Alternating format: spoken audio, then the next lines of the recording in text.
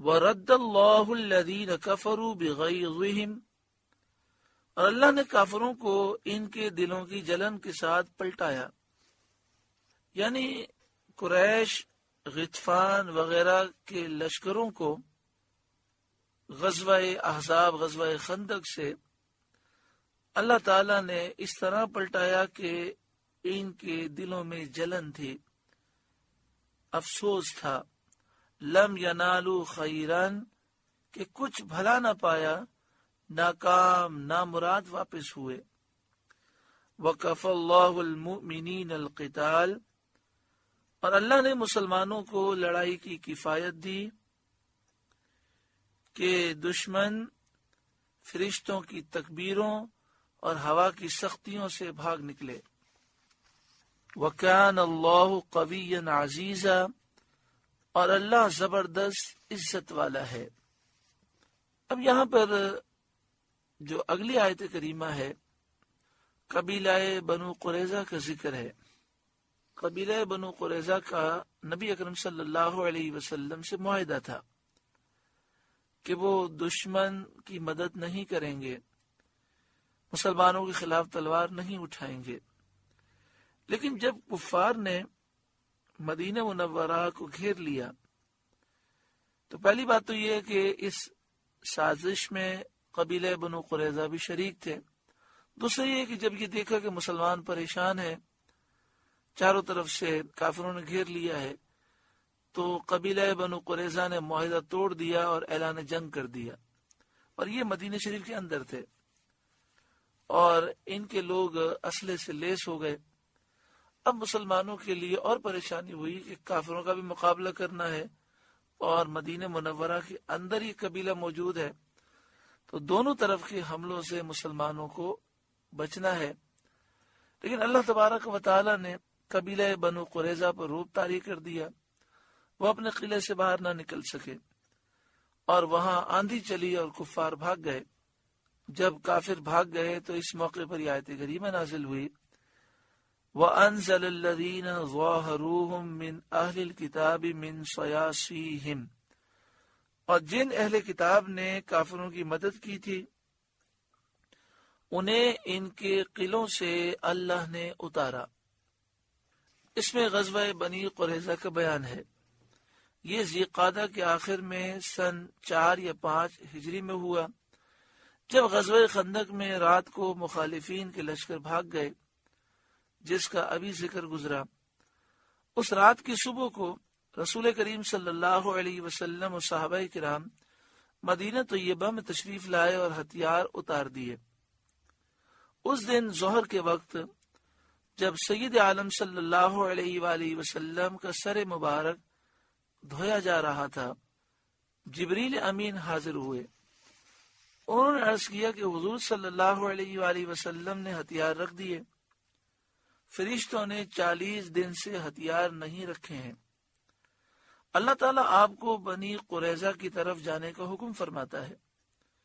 حضور صلی اللہ علیہ وآلہ وسلم نے حکم فرمایا کہ ندا کر دی جائے کہ جو فرمانبردار ہو وہ عصر کی نماز نہ پڑھے مگر بنی قریظہ میں جا کر، مدینہ شریف میں مسجد نبی شریف میں عصر نہ پڑھے، سب عصر جو ہے بنو قریظہ میں پڑھیں۔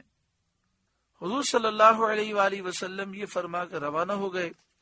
مسلمان چلنے شروع ہو گئے، اور یکی بعد دیگرے حضور صلی اللہ علیہ وآلہ وسلم کی خدمت میں پہنچتے رہے، یہاں تک کہ بعض صحابہ نماز عشاء کے بعد پہنچے، لیکن انہوں نے اس وقت تک عصر کی نماز نہیں پڑھی تھی۔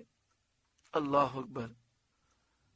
کیونکہ حضور صلی اللہ علیہ وآلہ وسلم نے بنو قریظہ میں پہنچ کر عصر کی نماز پڑھنے کا حکم دیا تھا، اس لیے اس دن انہوں نے عشاء کی نماز کے بعد عصر پڑھی بنو قریظہ میں پہنچ کر۔ اس پر نہ اللہ تعالیٰ نے ان کی گرفت فرمائی، نہ رسول کریم صلی اللہ علیہ وآلہ وسلم نے گرفت فرمائی۔ اس سے معلوم ہوا کہ اللہ تعالیٰ نے اپنے محبوب کو بے شمار اختیارات دیے ہیں۔ آپ نے صحابہ کرام سے جب فرما دیا تو اب ہر ایک پہ لازم ہو گیا کہ وہ عصر بنو قریظہ میں جا کر پڑھے۔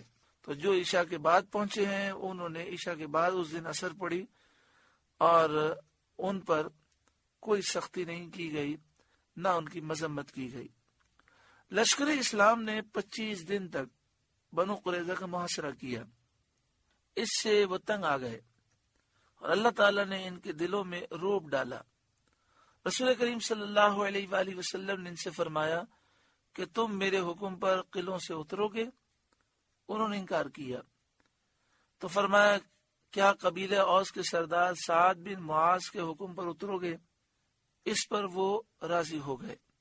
سعد بن معاذ یہ قبیلہ اوس کے سردار تھے اور قبیلہ اوس کا بنو قریظہ سے زمانے جاہلیت میں معاہدہ تھا، اور یہ معاہدہ 100 سال سے اوپر جاری رہا، تو اس لیے وہ سعد بن معاذ پر راضی ہو گئے اور کہنے لگے جو وہ فیصلہ کریں گے وہ ہم فیصلہ قبول کریں گے۔ حضرت سعد بن معاذ کو ان کے بارے میں حکم دینے پر مامور فرمایا۔ حضرت سعد نے حکم دیا کہ مرد قتل کر دیے جائیں، عورتیں اور بچے قید کیے جائیں۔ پھر بازار مدینہ میں خندق کھودی گئی اور وہاں لا کر ان سب کی گردنیں ماری گئیں۔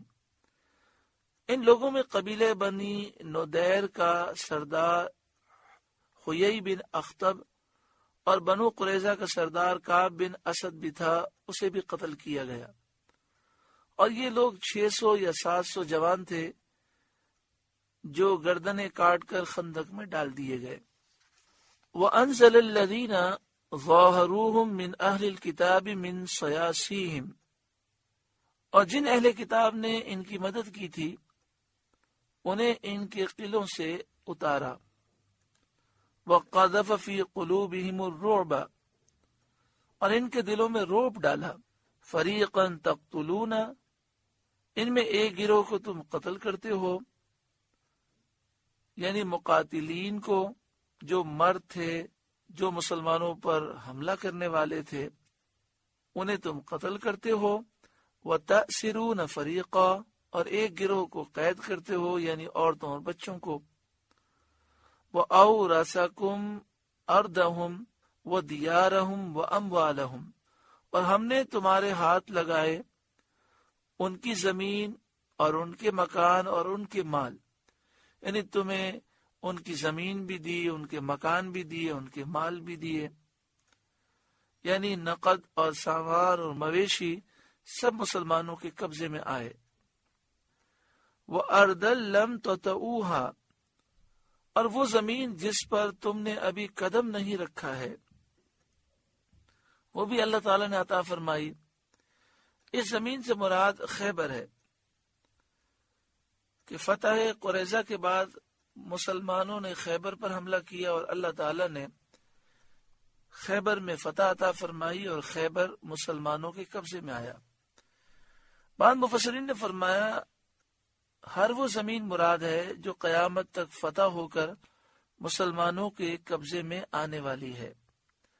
وَكَانَ اللَّهُ عَلَى كُلِّ شَيْءٍ قَدِيرًا، اور اللہ ہر چیز پر قادر ہے۔ اللہ تعالی مسلمانوں میں بیداری نصیب فرمائے، مسلمانوں میں اتحاد اور غلبہ نصیب فرمائے کہ کافروں پر مسلمان غالب ہوں، اور پوری دنیا میں جہاں مسلمانوں پر ظلم ہو رہا ہے مسلمان ان ظالموں سے انتقام لیں۔ اللہ تعالیٰ ایسی قوت اور ایسی بیداری نصیب فرمائے۔